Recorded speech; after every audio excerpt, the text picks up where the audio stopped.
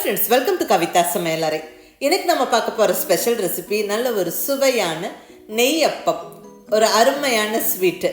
அரிசி மாவை மெயின் இன்க்ரீடியண்ட்டாக வச்சு செய்யக்கூடிய அந்த ஸ்வீட்டு நல்ல அந்த நெய் வாசனையோட மேலே கிறிஸ்பி அண்ட் க்ரன்ச்சியாக உள்ள சாஃப்டாக அட்டகாசமாக இருக்குங்க.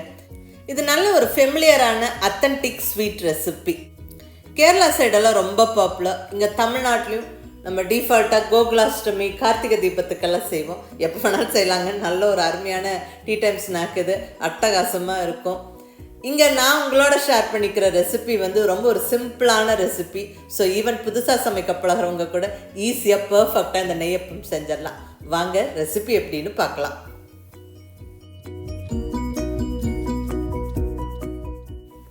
இப்போ நம்மளுக்கு நெய்யப்பம் செய்யறதுக்கு தேவையான மெயினான இன்க்ரீடியண்ட் அரிசி மாவு. இங்கே ஒரு ஃபுல் கப்புக்கு அரிசி மாவு எடுத்துருக்கிறேன். அரிசி மாவு நல்லா இப்படி ஃபைன் பவுடராக இருக்கணும். நான் இங்கே ரெடியாக வீட்டில் இருக்கிற அரிசி மாவை நல்லா சல்லிச்சு எடுத்து அளந்து வச்சுட்டேன். ஃப்ரெஷ்ஷாக அரிசி ஊற வச்சு ஆட்டியும் நம்ம நெய்யப்பம் செய்யலாம். அந்த ரெசிப்பியை உங்களோட இன்னொரு நாள் ஷேர் பண்ணிக்கிறேன். இது யார் வேணாலும் ஈஸியாக செய்கிற மாதிரியான ஒரு ரெசிபி. இது சிம்பிளான ரெசிபி. நீங்கள் கடையில் அரிசி மாவு வாங்கிட்டும் செய்யலாம். ஆனால் அரிசி மாவு நல்லா ஃபைன் பவுடராக இருக்கணும். அடுத்தது இனிப்புக்கு வெல்லம் ஜாகரி எடுத்துக்கிறேன். இங்கே நான் நல்லா குவிச்சு அளந்து அரிசி மாவு ஒரு ஃபுல் கப்புக்கு எடுத்துக்கிறேன். கிட்டத்தட்ட ஈக்குவல் குவான்டிட்டி தான். கொஞ்சம் கம்மியாக இருக்குது. எனக்கு இந்த அளவுக்கு தித்திப்பு போடுது. அதனால் நான் கொஞ்சம் ஒரு 3/4 கப்புக்கும் கொஞ்சம் மேலே எடுத்துருக்கிறேன். நீங்கள் இதுவே நல்ல ஃபுல் அண்ட் ஃபுல் கப்புக்கும் எடுத்துக்கலாம். பட் ஆக்சுவல் ரேஷியோ 1 கப்பு அரிசி மாவுக்கு 1 கப்பு வெல்லம் ஈக்குவல் குவான்டிட்டி தான் சேர்த்துக்கணும். ஸோ உங்களுடைய டேஸ்ட்டுக்கு தகுந்த மாதிரி நீங்கள் வெல்லம் எடுத்துக்கோங்க. ஸோ துருவின வெல்லம் எடுத்து வச்சாச்சு. அடுத்தது பனானா 2 மீடியம் சைஸ் வாழைப்பழம் எடுத்துருக்கிறேன். இது சேர்க்கும் போது நல்லா உள்ள சாஃப்டாக இருக்கும். ரொம்ப நல்லாயிருக்கும் டேஸ்ட்டு. ஸோ 2 பழம் எடுத்தாச்சு. அடுத்ததாக ஏலக்காய் பொடி.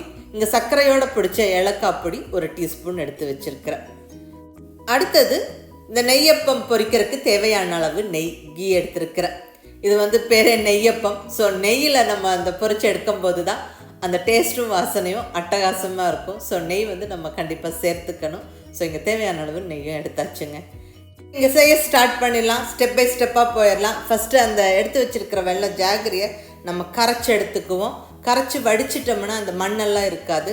ஸோ அதுதான் கரெக்டான ப்ரொசீஜர். இப்போ நம்ம கரைச்சிடலாங்க. ஒரு பேனில் நம்ம எடுத்துக்கிட்ட வெல்லம் சேர்த்து விட்டு கொஞ்சமாக ஒரு 1/4 டம்ளர் தண்ணி விட்டு நல்லா அது பாயில் ஆக விடுவோம். நல்லா இப்படி நுரைச்சி கொதிச்சிச்சுன்னா நல்லா அந்த கம்ப்ளீட்டாக வெல்லம் கரைஞ்சிரும். அதுக்கப்புறம் நம்ம ஸ்டவ் ஆஃப் பண்ணி 1 நிமிஷம் விட்டுட்டு நம்ம நல்லா வடித்து எடுத்துடலாம். இப்போ ஸ்டவ் ஆஃப் பண்ணியாச்சு. இப்போ வடிச்சிடலாங்க.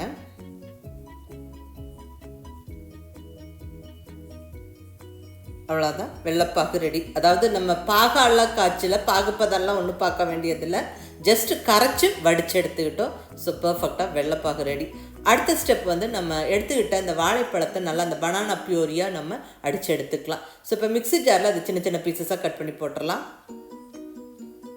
இந்த மாதிரி பேஸ்ட்டாக அரைச்சிக்கணும். ஸோ கட்டி இல்லாமல் இந்த மாதிரி நல்லா ஃபைனாக அரைச்சாச்சு. இப்போ நல்லா அரைச்ச இந்த விழுதை நல்ல ஒரு மிக்சிங் பவுலில் மாற்றி விட்டுறலாம். இப்போ மிக்சிங் பவுலில் சேர்த்தாச்சு. Banana puree ready. இப்போ அடுத்தது ரெடியாக வச்சுருக்கிற அந்த வெள்ளைப்பாகை சேர்த்துடலாங்க. கரைச்ச வெள்ளத்தை சேர்த்தாச்சு. இப்போ எடுத்து அளந்து வச்சுருக்கிற அரிசி மாவை சேர்த்து விட்டுருவோம். கூடவே ஏலக்காய் பொடி, சர்க்கரையோட பிடிச்ச ஏலக்காய் பொடி சேர்த்துக்கிறேன். இதை நல்லா மிக்ஸ் பண்ணிடலாம்.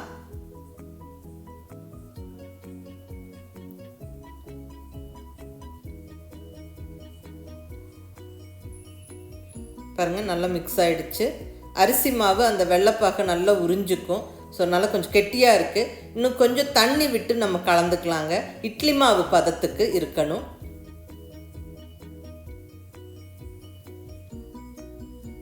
கொஞ்சம் கொஞ்சமாக தண்ணி சேர்த்துக்கோங்க, மொத்தமாக சேர்த்துறாதீங்க. ஸோ கரெக்டாக பதமாக நம்ம கலந்துக்கலாம். இப்போ இன்னொரு 2 ஸ்பூன் தண்ணி விட்டு நான் நல்லா கலந்துக்கிறேன்.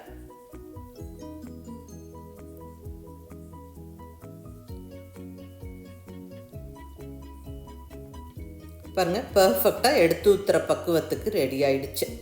இப்போ இதை ஒரு தட்டு போட்டு மூடி ஒரு 2 மணி நேரத்துக்கு மேலே விட்டுறலாங்க. ஒரு 2 மணி நேரம் கழித்து செய்யும்போது ரொம்ப நல்லாயிருக்கும். எல்லாம் மாவெல்லாம் நல்லா ஒன்று சேர்ந்து ஊறி அட்டகாசமாக இருக்கும். இப்போ 2 மணி நேரம் கழித்து நான் எடுக்கிறேன். பாருங்கள், மாவெல்லாம் நல்லா ஊறி நல்லா சாஃப்டாக இருக்குது. இப்போ நம்ம நெய்யப்பம் செஞ்சிடலாம். இங்கே ஸ்டவ்வில் பணியாரக்கல் வச்சுட்டேன். நெய்யப்பம் பணியாரக்கல்லையும் செய்யலாம், இல்லை அந்த நெய்யப்பம் செய்யறதுக்குன்னே பர்டிகுலர்லி அப்பக்கல் இருக்குது, அதுலேயும் நம்ம செய்யலாம். இல்லைன்னா நல்ல ஒரு இரும்பு கடாயில் நெய்யை விட்டு நல்லா சூடாக்கி ஒவ்வொரு அப்பமாக ஊற்றி பொரிச்சும் எடுக்கலாம். நான் இங்கே ஈஸியான மெத்தடாக டக்குன்னு நம்ம பணியாரக்கல்ல மொத்தமாக அப்படியே 2-3 அடசலில் சுட்டு எடுத்துடலாம். ஸோ இங்கே பணியாரக்கல்ல தான் நான் வந்து செஞ்சு எடுக்க போகிறேன். நல்ல நெய் சேர்த்துக்கலாங்க. இதுக்கு கொஞ்சம் தாராளமாக நெய் தேவைப்படும். நல்லா ஒவ்வொரு ஸ்பூன் நெய் வந்து எல்லா குழிகள்லையும் சேர்த்துட்டேன். இப்போ நம்ம கலந்து ரெடியாக வச்சுருக்கிற மாவை அழகாக சேர்த்து விட்டுறலாம். முக்கால் அளவுக்கு மட்டும் ஊற்றுங்க, நல்லா ஃபுல்லாக நிறச்சி ஊற்ற வேண்டாம். அதுவே நல்லா பொங்கி உப்பி வெந்து வரும். இந்த நெய்யப்பம்கான ஸ்பெஷல் ஃப்ளேவரே அந்த நெய்யில் அந்த நல்லா அந்த கிறிஸ்பியாக நம்மளுடைய அப்பம் நல்லா ஃப்ரை ஆகி வர்றது தான்.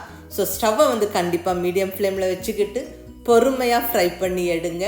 அதாவது உள்ள வரைக்கும் வெந்து வரணும். ஹை ஃப்ளேமில் இருந்தால் டக்குன்னு மேலே கரிஞ்சிரும், உள்ளே வெந்து வராது.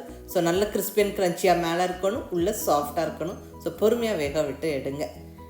நல்லா இப்போ திருப்பி போட்டு விட்டுறலாம். பாருங்கள், பர்ஃபெக்டாக அழகாக வருது.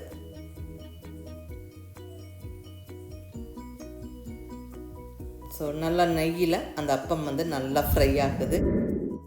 நல்லா 2 சைடும் ப்ரௌன் ஆனதுக்கப்புறம் நம்ம எடுத்துடலாம். இப்போ எடுத்த உடனே சூடாக சாப்பிடும்போது அவ்வளோ க்ரன்ச்சியாக இருக்காது, பட் ஆறுனதுக்கப்புறம் நல்லா கிறிஸ்பி அண்ட் க்ரன்ச்சியாக இருக்குங்க. ஏன்னா இது டிஃபால்ட்டாக நம்ம அரிசி மாவில் செய்கிறோம். அரிசி மாவு வந்து ஃப்ரை ஆகும்போதே நல்லா கிறிஸ்பி ஆகிடும். ஸோ உள்ளே நல்லா அந்த பனானாவும் சேர்த்துருக்குறங்காட்டிக்கு உள்ளே நல்லா சாஃப்டாகவும் வெளியே நல்லா கிறிஸ்பி அண்ட் க்ரன்ச்சியாக இருக்கும். ரொம்ப நல்லாயிருக்கும். அதுவும் நான் இங்கே ஷேர் பண்ணியிருக்கிற மெத்தட் வந்து ரொம்ப ஒரு சிம்பிள் ஈஸி மெத்தடு. ஸோ டக்குன்னு செஞ்சிடலாம். மிஸ் பண்ணாமல் ட்ரை பண்ணுங்கள். ரொம்ப நல்லாயிருக்கும். ஒரு ஈஸியான ஸ்நாக் டிஷ் இது. ரொம்ப நல்லாயிருக்கும். ஒரு அத்தன்டிக்கான ஒரு அருமையான ஸ்வீட் இது. ஸோ மிஸ் பண்ணாமல் ட்ரை பண்ணுங்கள். நான் இப்போ அடுத்த அடசலும் ஊற்றி எடுத்துக்கிறேன். இந்த நெய்யப்பம் நம்ம நல்ல கடாயில் நெய் சூடு பண்ணி டீப் ஃப்ரை பண்ணியும் எடுக்கலாங்க. பட் ஈக்குவல் டேஸ்ட்டாக தான் இருக்கும். நம்ம இப்படி பணியாரக்கல்ல அந்த நெய்யில் நம்ம ஃப்ரை பண்ணி எடுக்கும்போதும் ரொம்ப ஒன்றும் பெரிய டிஃப்ரென்ஸ் இருக்காது. இது கொஞ்சம் நெய் கொஞ்சம் கம்மியாக செலவாகும், அதில் கொஞ்சம் நெய் வந்து அதிகமாக பிடிக்கும்.